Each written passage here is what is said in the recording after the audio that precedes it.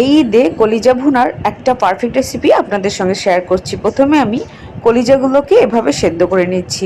কলিজাগুলো সেদ্ধ হয়ে গিয়েছে, এখন কলিজাগুলোকে নামিয়ে আমি কলিজাগুলোকে পরিষ্কার করে নেব। উপরের যে পাতলা অংশটা থাকবে সেটাকে আমি এভাবে তুলে ফেলবো।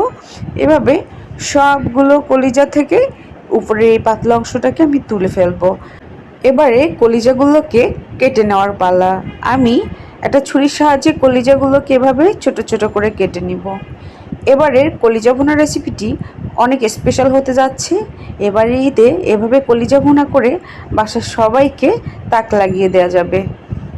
কলিজা ভুনার এই রেসিপিটি আপনাদের ভালো লেগে থাকলে অবশ্যই আমার চ্যানেলটিকে সাবস্ক্রাইব করতে ভুলবেন না। আমার কলিজাগুলো কেটে নেওয়া শেষ।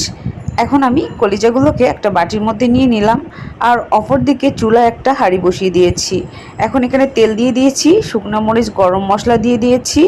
গরম মশলার মধ্যে তেজপাতা, লং, দারুচিনি আর সাদা এলাচ দিয়ে দিয়েছি।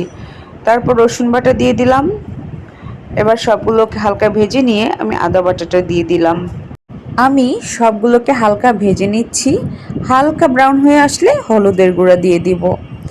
তারপরে এখানে লাল মরিচের গুঁড়া দিয়ে দিব, দিয়ে সবগুলোকে একসঙ্গে মিশিয়ে নেব।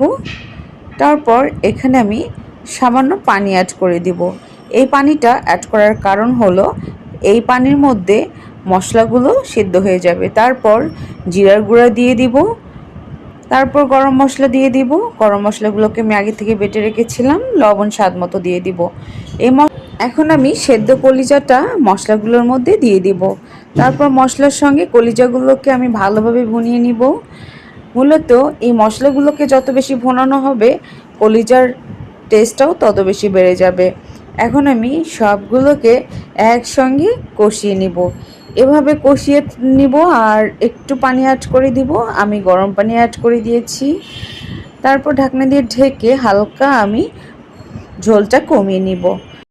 এভাবে হালকা নেড়ে চেড়ে আবারও ঢেকে দিব। আমার ঝোলটা আরও একটু কমানো দরকার, এই জন্য 2 মিনিটের জন্য ঢেকে দিব। তারপর 2 মিনিট পর ঢাকনাটা তুলে নিলাম। এখন আমি এই ঝোলের মধ্যে কলিজাটাকে ভালো করে কষিয়ে নিব। খুব ভালোভাবে কষিয়ে নেওয়া হয়ে গিয়েছে। এখন আমি এটাকে আবারও 2 মিনিটের জন্য ঢেকে দিব। চুলার হিটটা কিন্তু অবশ্যই লো হিটে রাখতে হবে। 2 মিনিট পরে ঢাকনাটা তুলে ফেললাম। কালারটাও অনেক সুন্দর হয়েছে, আর আমার কলিজা রান্নাটাও হয়ে গিয়েছে। আমার আজকের এই কলিজা রান্নার রেসিপিটা কেমন লাগলো অবশ্যই কমেন্ট করে জানাতে ভুলবেন না।